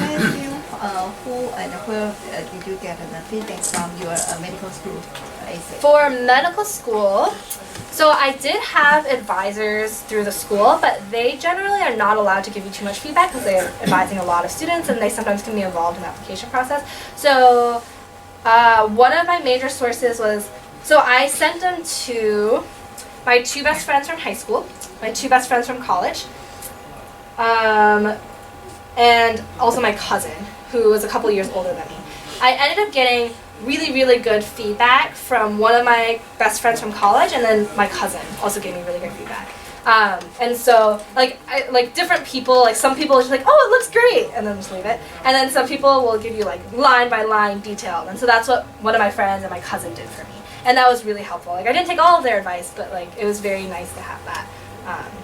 Did your cousin also the medical student? No, she's in marketing. She does completely different things. But I just trusted her, and like I knew she was a pretty good writer, so I trusted that too. And then for college, we had like a writing center who like teachers would help with any essays, and so I would go to that a lot. And I didn't do much else. Okay, and then last thing was interviews. I already mentioned a lot of this. Oh, the other thing I was gonna say, for college interviews especially, a lot of interviewers, or like at least like my Harvard and Princeton interview, they like legitimately just told me like, oh, I just want to have a conversation with you. Like, so like my Princeton interviewer, I think we ended up talking about, because I'd just seen Black Swan, and we talked about that, like the movie. And I don't think we talked about anything academic at all. And so they're often just making sure that you're like a person that they would want at their school, and you can interact with people more, and that, yeah. So the same apply to med school interviews? Med school is a little trickier. There are interviews where it is less structured and they're looking just to have a conversation. So especially, but I think med school interviews are generally a little bit more structured. For one, med school interviews you pretty much always fly out to them. So it's like an interview day, there's like 10, 20 of you, 30 of you, whatever. There's a more technical, more in-depth. I wouldn't say technical. I think generally they're not trying to stress you at all, but they do ask like strengths and weaknesses and like more legitimate questions. And they often ask you to tell them why you're interested in medicine, like specific experiences you had. They ask more specific questions just because it's a more targeted thing that you're going into. Also, some medical schools have a special interview format called multiple mini interviews, which it's called MMI. It's basically like stations. There's like 10 stations. Have you heard of this? And they ask you like ethical questions, and you basically have 7 minutes to talk about the ethical question with them. Or they have you do like teamwork activities where like I have a picture and I'm back to back with someone and I have to describe to them how to draw the picture. And it's like things like that where they're just testing to make sure that you can do those things. So medical school interview is different. College interviews, I think they know that you haven't had that much experience to be able to talk about yet. So they might ask you about, like, they will ask you, I think, sometimes about specific experiences. But I think more commonly, they ask more general questions. If that's what I remember, at least, from my interview process. Any other questions? Well, that was it for my slides. I have my little sister giving a puzzling face. This was from years and years ago. She's 7 now, but this is still one of my favorite people. So any other questions? Yes? So one last question. So if you were given a chance to do your college all over again, what would you do differently? College all over again. Oh God. Better prepared. That's a tricky question. So here's the thing. There are things that I wish I had done in college, but I realized the only way I could have done them is by sacrificing other things, and I wouldn't have wanted to sacrifice those things. For example? So, for example, like, I remember I kind of wish I had taken Chinese because I can like kind of speak it okay still, but like I definitely can't write anymore. And I like, kind of wish like, oh, like I guess I wish I had like taken it in college, or like, even like Spanish, because that's really useful now, especially when we work in free clinics. A lot of people only speak Spanish. Spanish and actually Chinese too, but my medical Chinese is, I don't know anything. So I wish I had done that, but also I look at my class schedule and like, I guess there are classes that I didn't like and kind of wish I hadn't taken, but there's no way I would have known that at the time, and like, I don't know. It's a trade-off, right? You want to dedicate more effort on the core classes. Right, exactly. And get better GPA, right? Yeah, to some extent. Yeah, and also, you know, language classes are time consuming, so that's one thing. I sometimes wish I had experience in another lab, another wet lab, but then also I think back to like my decision at the time. My decision at the time was my postdoc left the summer summer after sophomore year. And that kind of left me like, oh my gosh, I don't have anyone. But then I kind of had to stay because there were some protocols that I was the only one who knew anymore, so I had to stay for a little longer. And then at that point, I like kind of liked being independent, so I stayed. So like there are like things that like maybe I could have done differently, but I don't know how going differently would have turned out, so it's hard to say. Yeah. Any other questions? I know we kind of ran over. Yeah. Sorry, just a general question about Harvard. Yeah. How big are like the class sizes usually, and do you feel like connected with your professors, or is it more like detached?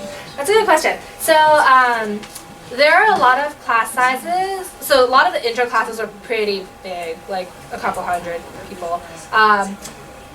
So professors always have office hours. I have never been someone who goes to office hours, but people who did got to know their professors pretty well. The professors I did get to know tended to be from my smaller classes. The seminar classes can be, like, they're like humanities classes that are literally like a handful of students. And then there are like some upper level bio classes I took that were probably closer to like 20 or 30 students, something like that.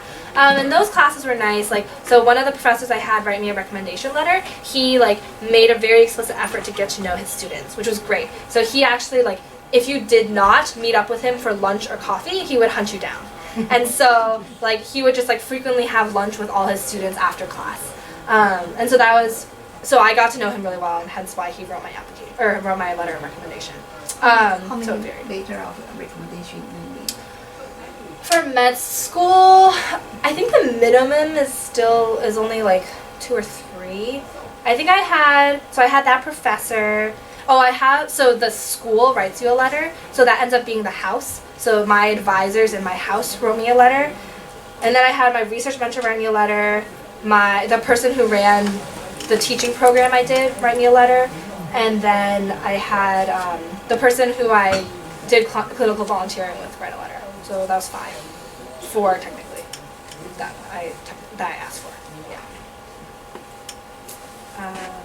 Yeah. Or sorry, did you have a question first? Yeah. You mentioned the essay, the interviews are great. What do you think was 1 or 2 single things that really contributed to you getting at Harvard? Getting into Harvard? So I think ultimately, like, my major thing was I was like a good student. Like I think the 7 AP help. I mean, that's what I did. I liked school. I liked doing that stuff, and I liked math and science. So those like are kind of academic too. And then I think the other thing, other things. I guess like I honestly like didn't have a super impressive like anything like other activities. So I think it did help a lot that I had my little sister to write about in terms of experience, and I did spend a lot of time with her during high school, and just like helping take care of her. And so I think I was able to like write about that in my essay ended up being about like kind of like pondering what our relationship was, and like I don't know, whatever that means. I literally don't even have a copy of my essay anymore.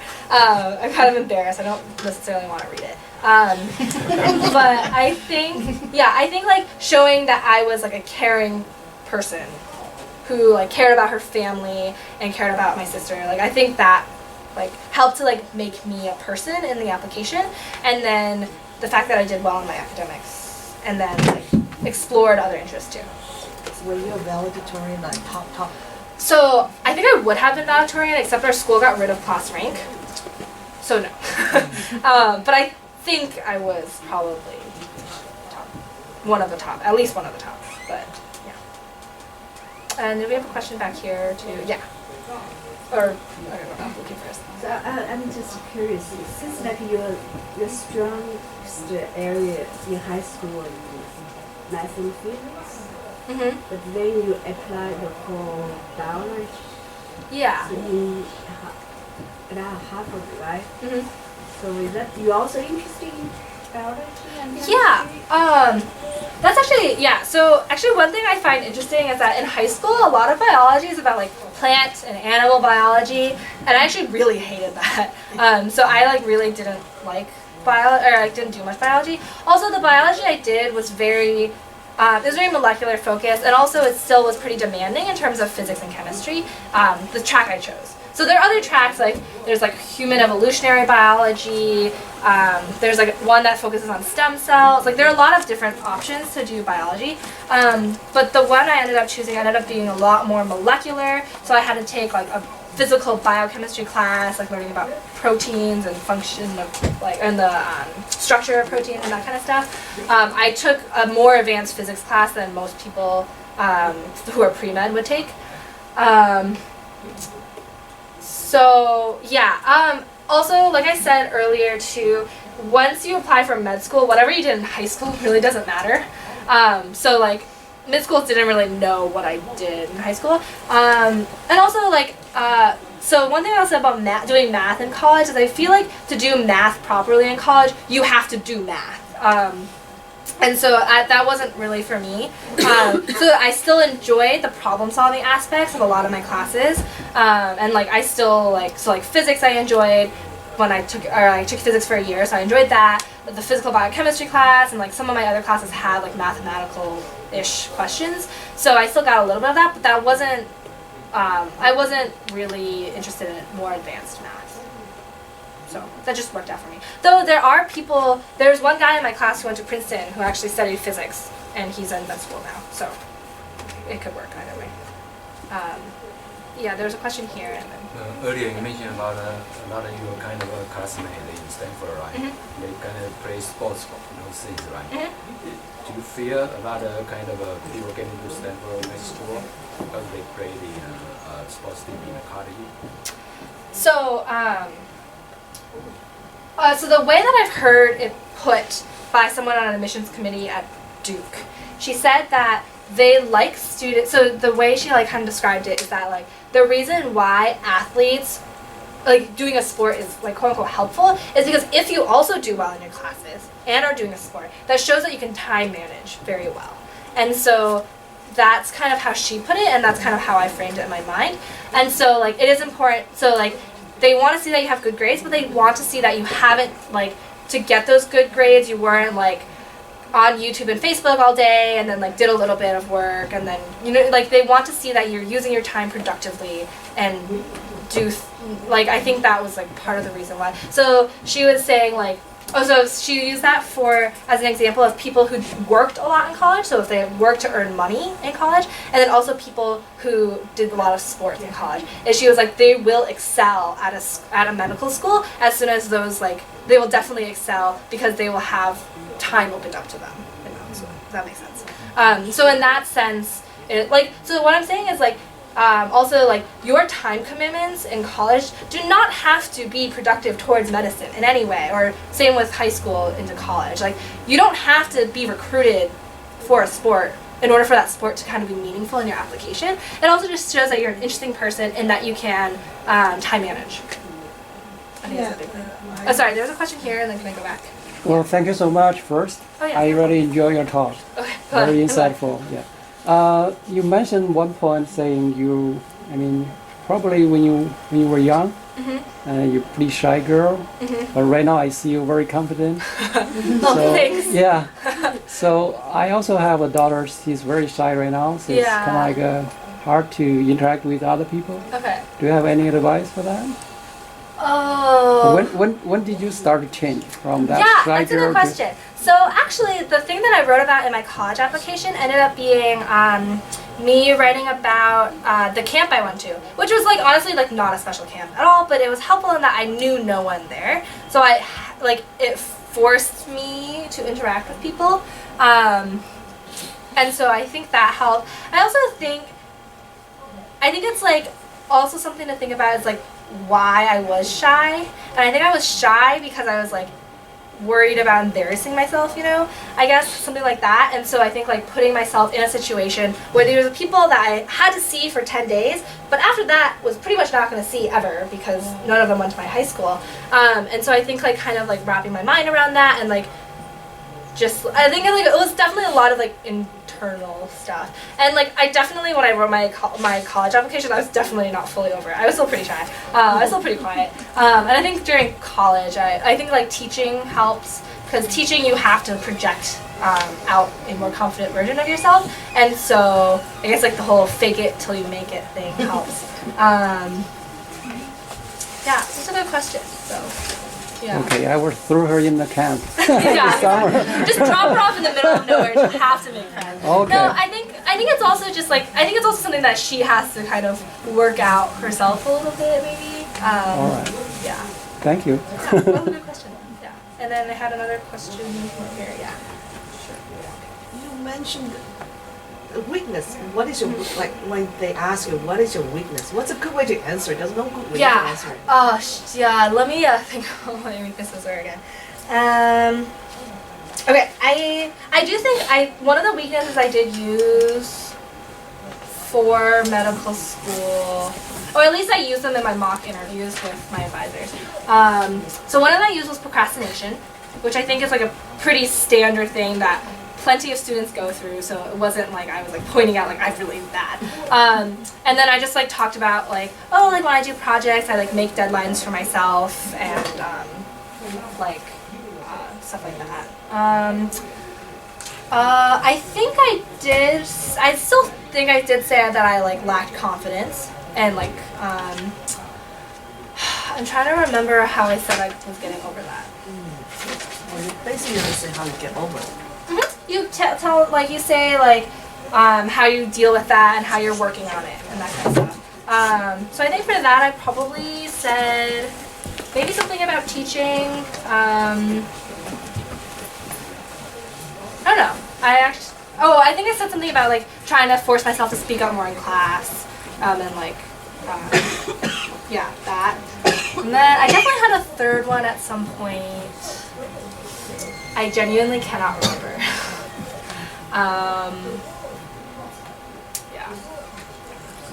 Yeah. But like, I think it's like, the key is, so like don't choose a weakness where like, I care too much. Like, that just clearly sounds fake. And also don't say something like, I hate people, because that is also a problem. Like, it has to be something that's like, something that probably a lot of people have as a weakness, something that's like, easier, like reasonably like, easy to overcome, and something that you can give concrete examples, preferably, of how you've tried to overcome. Yeah. So that's how I would say. Obviously, the same weaknesses don't work for everyone. So. Yeah. Do we have any other questions? Oh yeah. You just mentioned the sports. I have a daughter.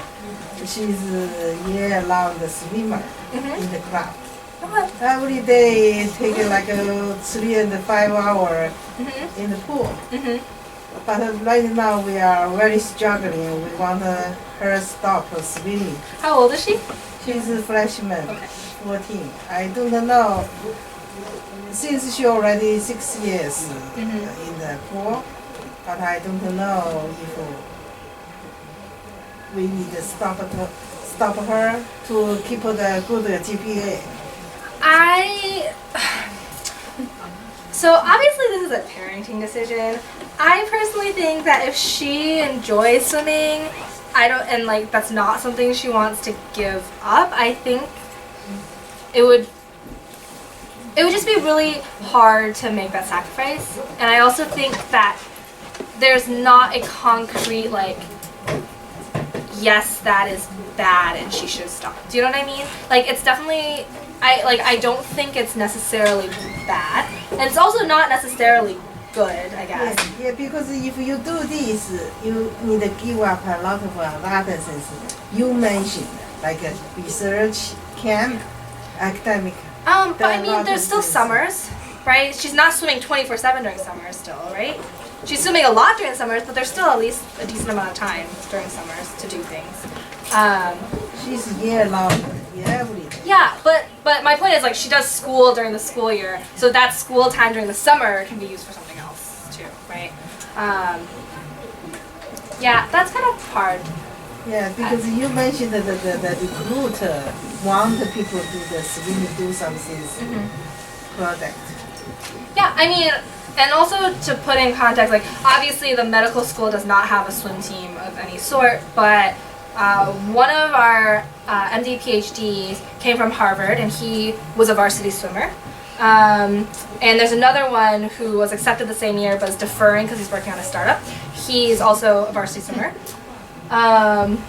Like the varsity swimmers, at least at Harvard, did very, very well my year, from what I hear. So like, it's hard to say. I can't really tell you. Sorry. I would say though, if it is something she really enjoys, like, it's not necessarily a bad thing, and also, like, it's just all about weighing what she wants. Other questions? Yeah. When you get accepted, you get a postcard from the admission office. For Harvard? Yeah. What did they say? Like Harvard and Princeton, what did they say on it? They mailed out packages with the folder, and I know Harvard at least gave a certificate that said like, this is to certify that Mei Ying got accepted to Harvard. It's just like, They don't send you personal postcards? From the it's admission not office? super personalized, I don't think. They do like, I think they have people like call. Yeah. Other questions? So maybe a general question. Yeah. If a college student asks you what advice you would give her or him for preparing for med school, what are the top 5 things you want to say? Okay, so for medical school, so the one time I've heard someone give me a formula for medical school was research, teaching, and clinical experience. Which is actually really interesting because that's what I ended up doing, even though I wasn't really, like, I heard this after I started doing all these things. That being said, like, I don't think that's the only way to do it. I'm trying to think. This is for preparing med school admission, right? Yeah, for the application. Yeah. So I would say definitely, like, no matter what your main thing that you do in college is, you absolutely need to have some kind of clinical experience. Whether that's a lot of shadowing, whether that's clinical volunteering, just like having exposure to medicine as a field is really important because med schools want to see that you have like thoroughly considered what it means to be a doctor and that you won't drop out, basically. So like every summer after sophomore year? Or? I mean, it doesn't have to, like, honestly, my clinical experience was like relatively low. I only did this volunteering thing for junior year, and that was it. Then I guess like I demonstrated a general interest in health though, because I was teaching health classes in high schools. So like that. You're teaching in high school? Yeah, that was high school. In the summer? That was during the week. Oh, thank you so much. Yeah, that was well, because like college class schedules are pretty flexible, so it would usually, like frequently you can arrange your schedule so that Fridays you didn't have class. So what happened is Fridays you'd go into the city, go to the high school, teach. How was the teaching experience actually help? So yeah, that's a good question. I think teaching is actually pretty similar to medicine in some ways. Just like learning how to communicate things to someone when like you know things and they do not. Articulating complex things. Yeah, exactly. So I think that's why. That being said, I don't think definitely not everyone in my class has teaching experience at all. And then I know like people, like there are a lot of other ways to interact with medicine too. So so also like doing research, like I think some people don't necessarily do like basic science research. I think some people I think there are people who do like social studies research. There's, well, I guess she also does basic science, but one of my classmates, she actually got a master's in history of science. So she did that for 2 years, wrote a thesis on, I think, the history of some medical procedure or something, and she is currently my classmate. So there are like a lot of ways to do that. So I'd say clinical experience to show interest. I would say, instead of research, I would say just generally showing an interest, an academic interest. So I'm specifically saying this for research medical schools like Stanford, like Harvard. The top ones that you hear about are generally research institutions. And so like I say just academic research or academic interest generally, just because like there are still people who do basic science research, but there are actually people who are doing like ethics research now. And more like social science, humanities research that's related to medicine, but that's what they do now. So I think just showing some academic interest, which generally comes in the form of research. And then I think caring about your community. Oh, you know what? I think it wasn't teaching specifically. I think it was community service generally. So community service in my case happened in the form of teaching, but community service because they want doctors who care.